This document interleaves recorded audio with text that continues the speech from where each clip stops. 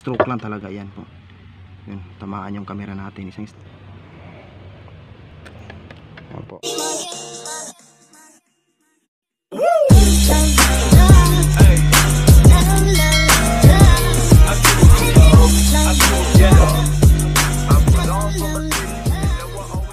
Morning guys.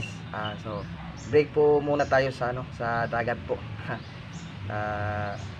Ang ibablog ko po ngayon sa inyo po is how to craft a bougainvillea or mga fruits. So ang main ko lang po ngayon is how to craft a bougainvillea po. Yung nakikita nyo po ngayon sa yung nakikita nyo po sa mga flower shop po na yung may bougainvillea po na na iba-iba yung kulay, iba-iba yung bulaklak niya. Ang ginagawa po nila dyan is crafting po yan. So ang ipapakita ko po ngayon sa inyo is actually po marami po yung uri ng grafting, marami yung paraan ng grafting. Yung grafting, splice grafting. Pero yung ipapakita ko po ngayon sa inyo yung pinakasimpleng grafting na makakaya nyo pong gawin sa inyong bahay.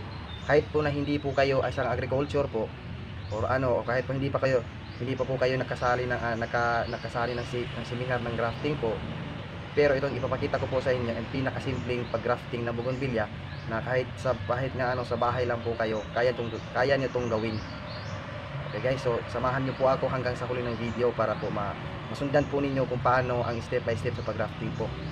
So kung bago lang po kayo sa channel po namin ni Miss Libby po, please po like, comment and hit the notification bell po para pag may bago po akong video manonotify po kayo. Nagamit po tayo dito ng matalim na bagay po, kagaya ng cutter po para sa pagkat ng ating pagkat po ng ating sayon. So ganun lang po yun.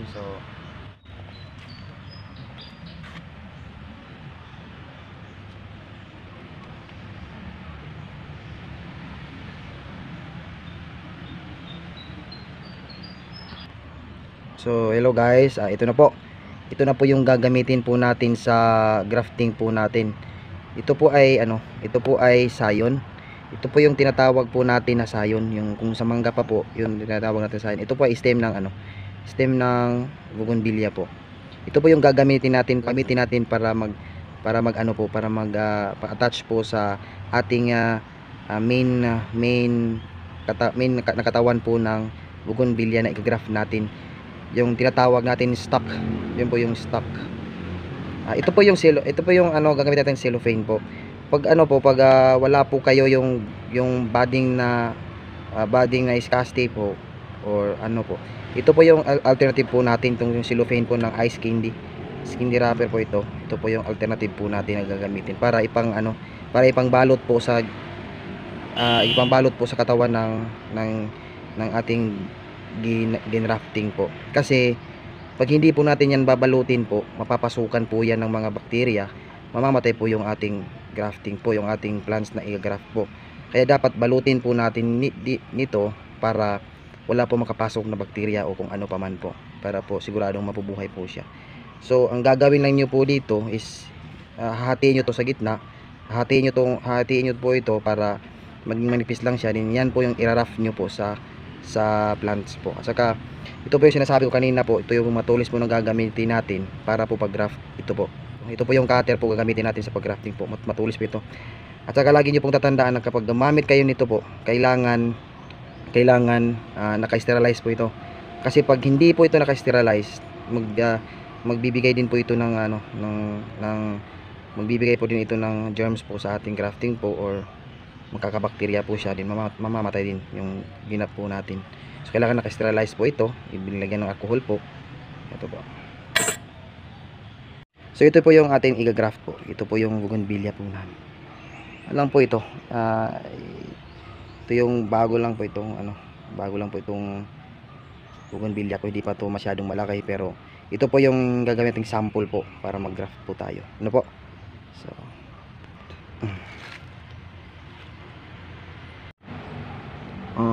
So ito po ngayon guys, papakita ko po sa inyo kung paano po mag-prepare po ng ating pambalot po na ice candy wrapper po. Ganito lang po yun. Ano nyo po dito, then kakat po natin to dito. Kailangan po mahati po siya kasi para manipis lang po siya pag wrap. Ganito po yun. Okay lang po natin guys, hindi naman ito mahirap. Ayan lang.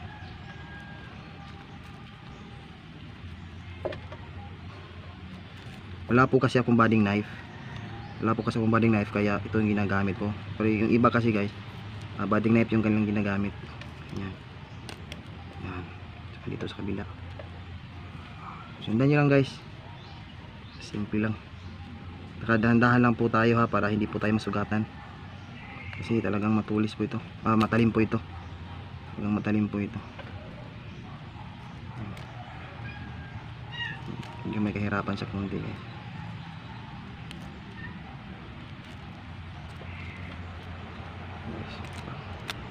Yan po. Ganyan po yan. Ito po yung gagamitin natin pang wrap. Ito gagamitin natin pang wrap. Ito yung seal. Yan po. So yun po yung unang step po, yung pag-prepare po ninyo ng cellophane po natin pang wrap. So ang pangalawa naman po, yung i-prepare po natin itong sayon po natin. I-prepare po natin ito. So ang pagka-cut po nito is yung pinakasimple lang na hindi kayo mahihirapan. Kunin nyo muna po ito. Kunin ito pag may ganito. Kunin nyo yan. Kasi nakakasagabal po yan. Yan o. Ayan po, ang pag-splice po nito, o ang pag-cut po nito, kailangan po, kailangan po isang ganunan lang po. Hindi yung makikita nyo sa iba na, mayroon akong nakita po sa vlog na nagde-demo po siya ng grafting, pero inulit-ulit niya. Kasi sa pag-aral po namin noon, ang sabi sa amin ng aking professor is that, huwag niyong uulit-ulitin, kasi pag nauulit-ulit mo yan, nasisira po yung niyan, yung sa ilalim po nito, yung sa skin niya, nasisira po yun. Kasi yun po nung nagpo-produce ng water para makasipsip ng tubig po ito. Pag nasira po yun, hindi na makapasok dito yung water, mamamatay yung sayo natin. Kaya pag mag-splice po kayo nito, kailangan isang stroke lang talaga. Yan po. Yun, tamaan yung camera natin. Isang stroke lang yan. Ayan po. Hanggang ganyan po yung itsura niya. Ganyan po yung itsura niya. Yan po. Kikita nyo ba guys? Ganyan po yung itsura niya. Yan. Ganyan po yung itsura niya guys. Kailangan isang isang stroke lang guys. Huwag nang uulit-ulitin, kasi pag inulit-ulit nyo guys, masisira yung ito. Ito yung masisira sa kanya guys. Ito. Ipapakita ko po sa inyo. Kasi lang. Ito guys oh. Ito yung masisira sa kanya ito. Yan. Yan yung masisira sa kanya. Pag nasira yan guys, hindi nadaraan yung water natin. Mako-contaminate, maano na yan guys, yung wound niya. Kung sa wound pa guys, maano siya guys, ma-infection siya guys. Infection. Ganun. Kaya ingat po tayo. So pagkatapos po nito guys, isang tabi po natin to doon sa malinis po ng lagyan. Meron po kayong clothes na puti, o ano po. Kaya nito silupin, malinis namin ito, ilagay lang po natin ito. Yan. So guys, tapos na po tayo sa pangalawang steps. So ito na guys, ito na po yung sayo natin. Kinat ko na po siya kanina para mag-clear lang po siya dito.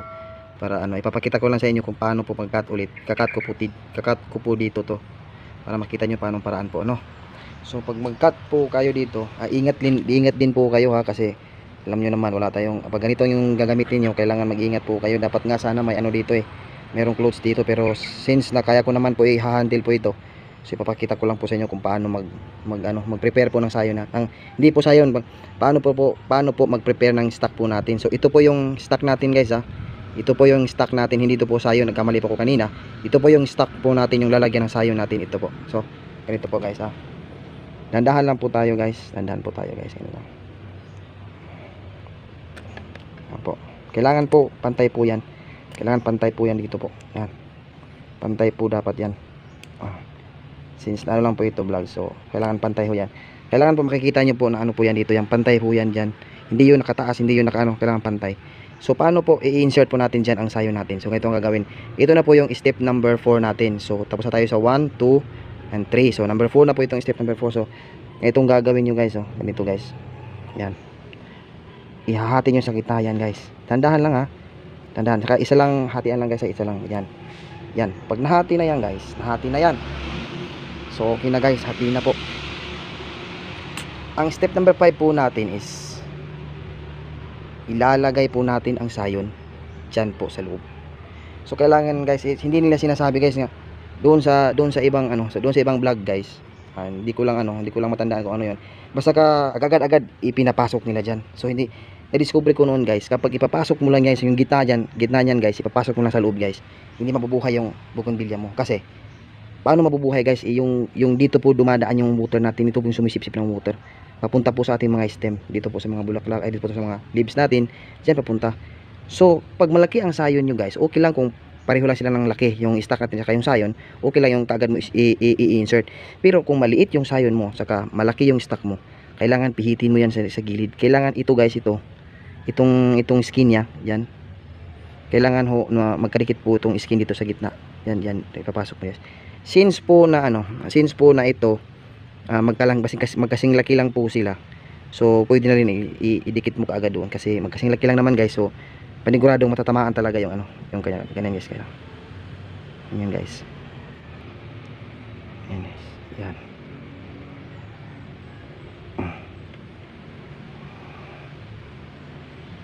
Yan. Yan na guys, nadikit na po natin. Di ba? Yan na guys, nadikit na po natin. So, nadikit na po natin guys. So, ganyan.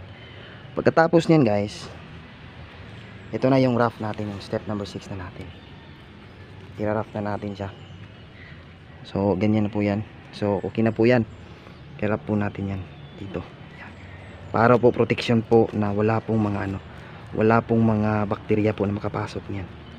Wala pong bakterya na makapasok niyan. Ganyan guys. Yan. Ganyan yung pag-rough niyan guys. Yan yung ginagawa namin noon guys sa mangga. Alam niyo po kasi guys, isa pong agriculture graduate po yung yung kapaglingkod niyo po. Ganyan lang guys. Yan. Pilo natin yan guys. Yan. Sisil na natin. Yan guys. So ganyan na yan guys. So nakasilyado na yan guys. Para makakapasok na yan. After that po, katapos po ng ginawa niyo po ng pag-rough po niyan. So ano na po yan. So wala na po makapasok na bacteria dyan. So okay na yan. Ganito kaagad. I-open nyo itong isa. Magkuha kayo ng isang isang skin wrapper. I-open nyo yan. At saka itatakip po natin dito. Ganyan. Itakip po natin dito. Yan. Ganyan po. Tatakip po natin dyan para protection na din po. Protection po sa namabasa ng ulan at saka protection na rin po sa mga pest po. Mga pest. Ganyan lang kasimple guys pag drafting po ng bougainvillea. Saka antayin natin guys mga 60 days. Pag may lumitaw dyan na leaves, so ibig sabihin successful po tayo.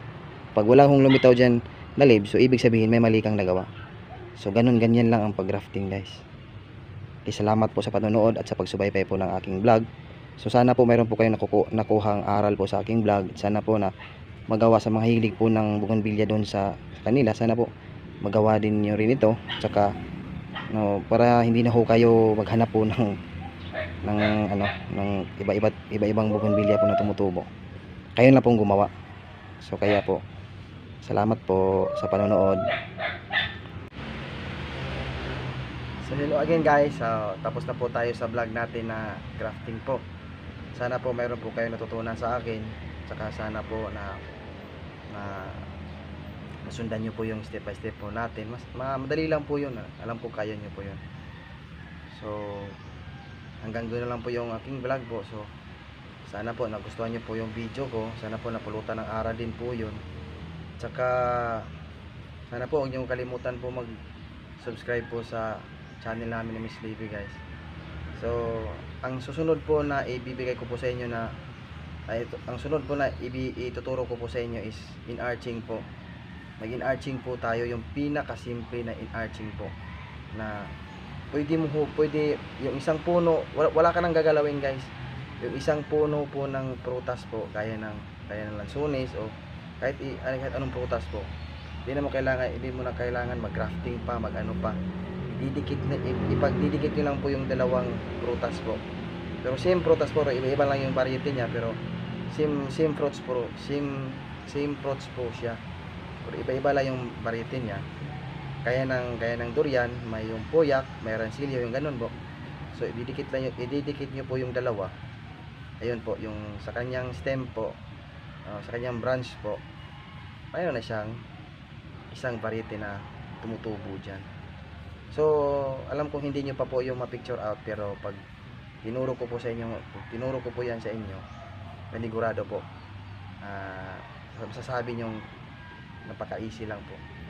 Salamat guys, so sa panonood, salamat. Saka hanggang doon na lang po tayo. So, see you next